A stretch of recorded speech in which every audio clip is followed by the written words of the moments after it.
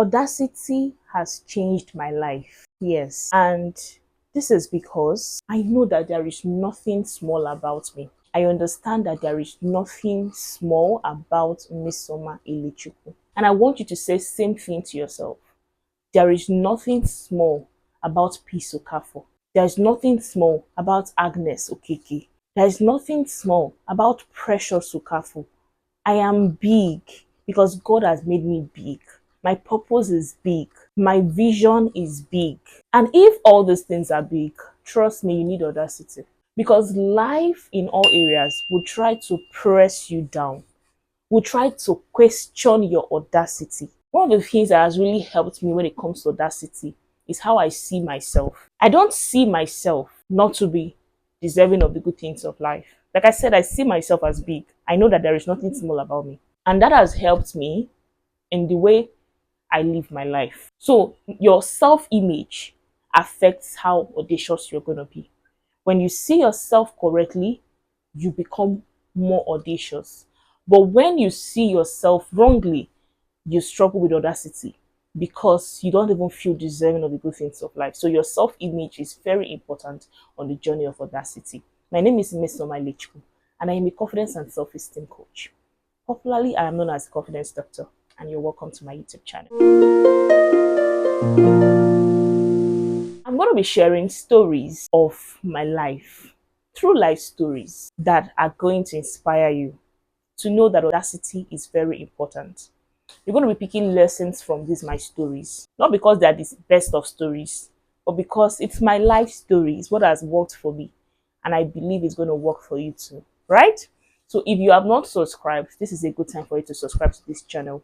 Here I talk about faith, life, and confidence. Now, I'm a young person like you. I'm still in my 20s. Many people have reached out to me and they're like, you are young and purposeful. You are challenging me. A small girl like you doing this and that. My first conference was in 2020, and I don't even want to mention how old I was then. It was such a struggle. I know it was hard because it was my first time, and I was even talking to people that were much more my senior, but they were respecting my office as a confidence doctor. So I've lived a life of audacity. Looking back to when I was young, I wrote 2 books that were never published. Yes. So if you see me have 26 books now, just know that my childhood had a track record of me writing books. I wrote 2 books when I was little. They were never published for reasons best known to my parents. But I saw them one of the days when I was packing something. Now, growing up, I struggled with low self-esteem and timidity, which I eventually let go of after secondary school. When I let go of that self-esteem issues, I began to do audacious things. So I began to go for the things people thought I didn't deserve, but I know I deserved as a person. My self-image improved, and I began to go for these things. I began a school of confidence. I thought it was just going to be a hobby. I didn't want to register it with CSC and all that. As time goes on, the vision expanded, and I began to run School of Confidence. And now we are 5 years plus. And we have students from different parts of the world, and we have several subsidiaries. SOC for kids and teens, Early Confidence Initiative for secondary schools. I've written 26 books. I have communities, different communities. God has been faithful, actually, I know. But what I'm trying to say is that I picked up a vision, and following God's leading and out of audacity, I improved it to become something great. Okay? So my first conference was in 2020, the Confident and Complete Woman Conference. I struggled because I did everything myself, and it was my first time. I didn't know you can get people to help you volunteer and all that. So I broke down, but I kept moving. Fast forward to 23, I held the Fix Your Confidence conference, and I got volunteers, and the mistakes I made in my first conference, I corrected it in my second conference. I still made mistakes in the second conference, which I'm going to correct in the third one I would hold soon. Now, I've held challenges, my confidence challenge, competitions. People have won awards, gotten access to courses that they didn't pay for because of our sponsors. This is all because of audacity. Last time we did my confidence challenge, we had Coach DDK amongst the sponsors. We had Mam Joyce Daniels there. We had rich men and women, rich in wealth, rich in wisdom, rich in knowledge. We had them sponsor my confidence challenge. I didn't even get those gifts. Those of them who won the competition got those gifts. What is pushing me? Audacity. Audacity to send the emails. Audacity to reach out to people that I've never even really talked with. But I told them, this is the vision I have.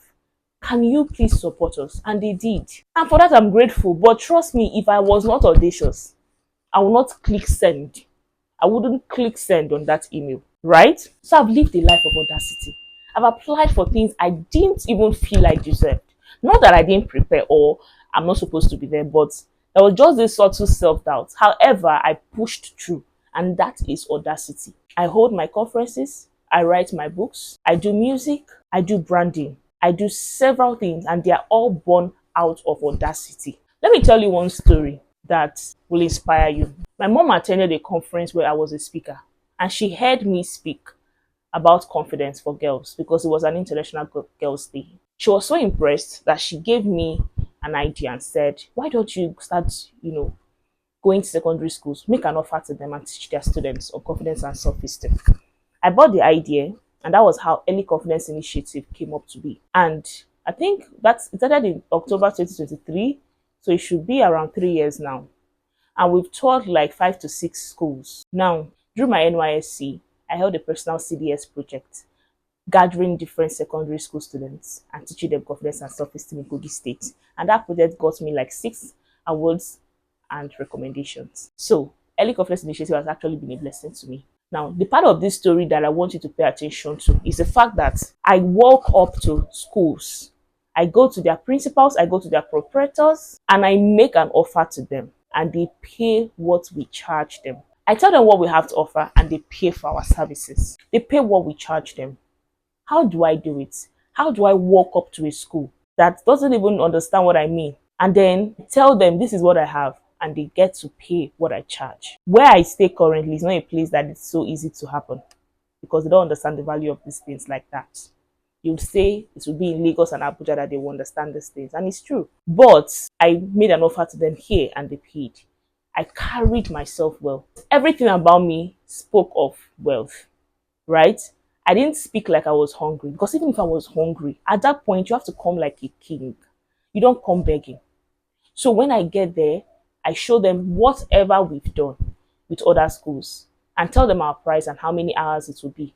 And they pay, and we come and do the teaching for them. Now, the very first school we went to is my alma mater, the school where I did my primary school. I went for their secondary school. And how did I get them to pay? Knowing that I didn't have any track record, because that was the first school. How did I get them to pay what I was charging them? I brought value to the table. I was audacious. I approached them confidently. From the beginning of making the offer to the end, I was intentional. I was not speaking with desperation. I focused on value. And despite any subtle self-doubt as to whether it will be successful or not, I made sure that I did what I needed to do courageously. And do you know one thing? Sometimes your audacity inspires people and they buy what you are offering. They buy into what you are offering to them because your audacity is inspiring. You get a book and you approach somebody, a high net worth individual. This is my book. This is what it's going to do for you. They look at you and they are marveled at your level of audacity, your guts, your effrontery, and they buy from you to encourage you to keep being audacious, right? Not necessarily because they need that book. It has happened to me over and over again. I reach out to people, I market with confidence, I tell them, this is a book I've written. I'm not going to read it myself. I wrote that book for them to get the value. So when I'm selling it with a different mindset to make you know that I'm doing you a favor. I'm trying to make sure you don't escape this value, that it reaches you. So they look at me, they are marveled. Whether they need that book or not, they buy. Either to support or maybe to get the value I'm talking about. So your audacity will inspire people that at a point they start buying into what you're offering because you are inspiring them with your level of courage. Another story that will inspire you is my airport stories. Whenever I arrive at the airport to, board the plane, on the check-in line and in the waiting room, I pay attention to my environment. The airport is a place that you meet a lot of people. Okay, I've met big men and women at the airport because there is no class there. If you've paid, you wait at the waiting room and everybody will enter the plane together, whether you booked a first class or economy, right? So it gives you access to meet some kind of people. And trust me, I make use of any opportunity I get. I go there with my books, especially my books for children, because most people travel with their kids. And the kind of parents you meet at the airport are not just people that just don't want to spend. There are people that are intentional about value and they recognize value and they have money to go for the value, right? So I turn my back and I meet my neighbor. We exchange pleasantries. I see she has a child and we begin to talk about the book I have. I give her my card. I tell her the value my book has to offer. She asks for my social media handle. I provide them. I tell her the people that have gotten value from the book, how it's making waves in the UK to strangers that don't know me, how people are buying to resell, how people are buying to give to their nieces, to their nephews. I share testimonials, I share value, and this person pays instantly for my book.